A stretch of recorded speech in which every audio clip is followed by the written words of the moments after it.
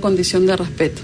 Ustedes que como Defensoría van viajando por el país y acompañando ciertos procesos, ya sea de conflictos sociales o de ya de, digamos, convenios que se han iniciado entre empresas y comunidades, ¿perciben que hay una mayor comprensión sobre la necesidad de este tema o básicamente las empresas asumen esto como una obligación? Porque en esa diferencia entre la obligación y la aceptación de la necesidad o la comprensión de la necesidad de hacerlo, puede marcar la diferencia entre que un proceso sea exitoso o no. Así es. Creo que en el país se han ido aprendiendo cada vez más sobre la importancia de respetar al otro. Hace 10 años los debates sobre los derechos de los pueblos indígenas o sobre los conflictos socioambientales que involucran a pueblos indígenas se producían en un contexto de mayor desconocimiento y una menor sensibilidad sobre la importancia de respetar también la voz de los pueblos indígenas o su propia visión y comprensión de las cosas. Hoy en día hay, digamos, una mayor apertura al diálogo, hay una mayor sensibilidad también sobre los temas de los derechos de los pueblos indígenas. Creo que los lamentables hechos de Bagua fueron, digamos, una llamada de atención también al país. Y hoy en día hay más debate, hay una serie de acciones que también el Estado está implementando y en estos últimos 2 años somos todos conscientes de que, por ejemplo, se han emitido leyes importantes como la ley de consulta previa y hay mecanismos también interesantes que se están trabajando desde varios ministerios, por ejemplo, la educación intercultural bilingüe, que ahora ha tomado mayor fuerza que antes. Ahora se está hablando también de que va a haber un debate de una política de salud intercultural para pueblos indígenas y así sucesivamente creo que hay ahora una mayor apertura para poder verificar si se están o no cumpliendo los derechos de los pueblos indígenas y también cómo respetar en todo caso sus derechos, ¿no? Yo quería ir al lado más de los empresarios, que son los que están más preocupados por este tema. ¿Ustedes perciben que hay una mayor comprensión o más bien que lo que todavía está instalado en el país, ya sea en el inconsciente o en el consciente, es que efectivamente hay una cultura superior y hay un modelo de desarrollo superior y hay una cultura inferior que en este caso es la de los pueblos indígenas? Creo que así como en el Estado también podríamos encontrar algunas posturas mucho más proclives a favor de los derechos de los pueblos indígenas, en las empresas también hay, digamos, empresas con una mayor y mejor apertura para procesos de diálogo con los pueblos indígenas, pero también pueden haber ciertas personas que representan al empresariado que no tienen mensajes tan favorables o tan, digamos, o que expresan cierto nivel de desconfianza de lo que pudieran ser estos procesos de diálogo, ¿no? Se escuchan voces de desconfianza, en verdad, de todos los actores involucrados en los conflictos socioambientales. No, si bien es cierto, hay una mejora digamos, en una comprensión de que tiene que haber, por ejemplo, proceso de consulta, todavía hay unas posturas que miran con desconfianza lo que se puede venir de la implementación de este derecho. De ese derecho, exacto. Cuéntanos, antes que nos acabe el tiempo, ¿cuál es el objetivo del evento que se va a realizar el 25 y el 26 de abril? Bueno, la Defensoría del Pueblo está organizando un seminario internacional sobre los derechos de los pueblos indígenas y en este marco también se va a realizar una reunión de los ombudsman de América Latina, de los defensores del pueblo. Vamos a tener a los defensores del pueblo de México, de Colombia, de Brasil, también de países como Australia. Y en este escenario se va a debatir cuáles son las diversas experiencias de avances y retos sobre la implementación del derecho a la consulta previa en América Latina y nosotros esperamos que, en verdad, a la par de un poco de ver cuáles son las otras experiencias que ha habido en estos países, también en el Perú puede haber una muestra muy clara del Estado peruano de poder avanzar en la implementación del derecho a la consulta previa, ¿no? Hay recomendaciones que la Defensoría del Pueblo ha realizado en estas últimas semanas y que nosotros consideramos clave para que se den muestras de que hay una acción sistemática de avanzar con una política de consulta previa.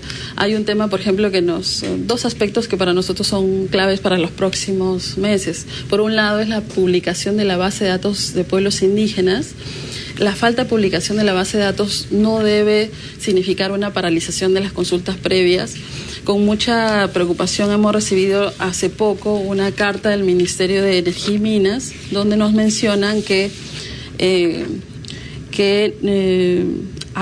según el Ministerio de Energía y Minas, no puede desarrollar la consulta previa en el caso de Cañaris, porque no se ha publicado en la base de datos de pueblos indígenas. Además, ese es el caso en el cual habían dos versiones dentro del Ministerio que salieron publicadas en algún medio. O sea, la primera era que sí tenían derecho, y la posterior y final, que es la que plantea el ministro, es que no lo tienen.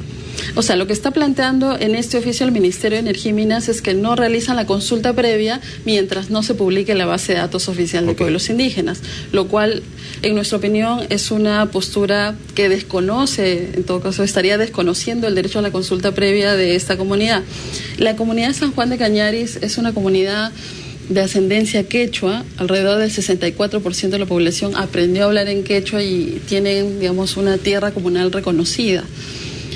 Además, los propios miembros de la comunidad de San Juan de Cañaris se autoidentifican como indígenas quechuas y como indígenas cañaris. Entonces, por un lado, hemos tenido algunas semanas en las cuales el mensaje del Ministerio de Energía y Minas no ha sido claro y preciso sobre el tema de consulta previa, pero nos acaba de llegar un oficio donde señalan que mientras no haya una publicación de la base de datos oficial de pueblos indígenas, no pueden abrir los procesos de consulta previa, en específico el caso de Cañaris.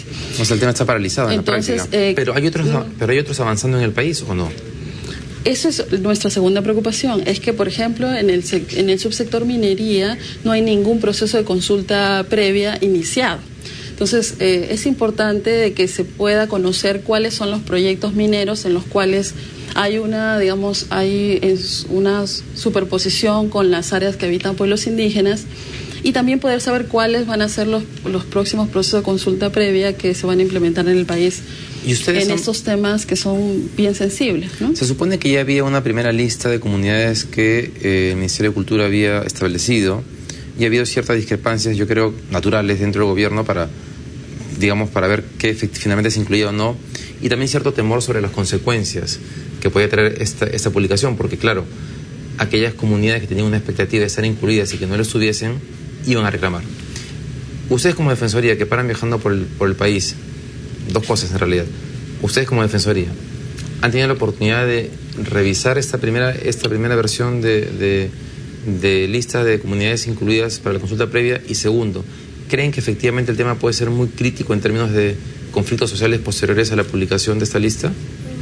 Empezando por lo último, creemos que la consulta previa es una oportunidad para poder atender temas que están olvidados o que están desatendidos respecto de los derechos de los pueblos indígenas. Lo cual no implica que haya cierta convulsión en el corto plazo. En el corto plazo es un reto, pero el diálogo nunca debe ser considerado como un obstáculo para el desarrollo, porque los procesos de consulta finalmente son procesos de diálogo que buscan consensos y entendimiento, y el diálogo nunca podría ser interpretado como pérdida de tiempo o un riesgo para el desarrollo del país. Entonces, desde ese punto de vista, creo que es importante más bien que el Estado se prepare a sus funcionarios, fortalezca sus equipos y empiece a trabajar de manera, digamos, ordenada, sobre todo que los sectores puedan no poner excusas, ¿no? La falta de publicación de la base de datos no puede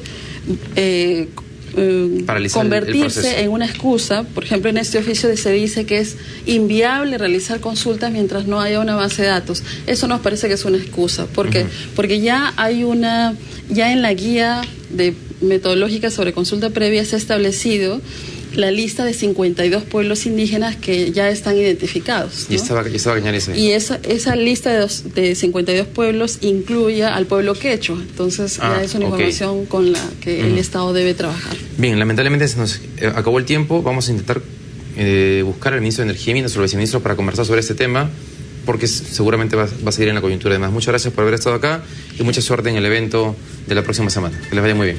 Gracias. Gracias. Bien, eso fue todo por hoy. Conmigo será hasta la próxima semana, el día martes. Mañana está con ustedes Luis Alexis Sánchez en la conducción de Punto Económico. Que les vaya bien.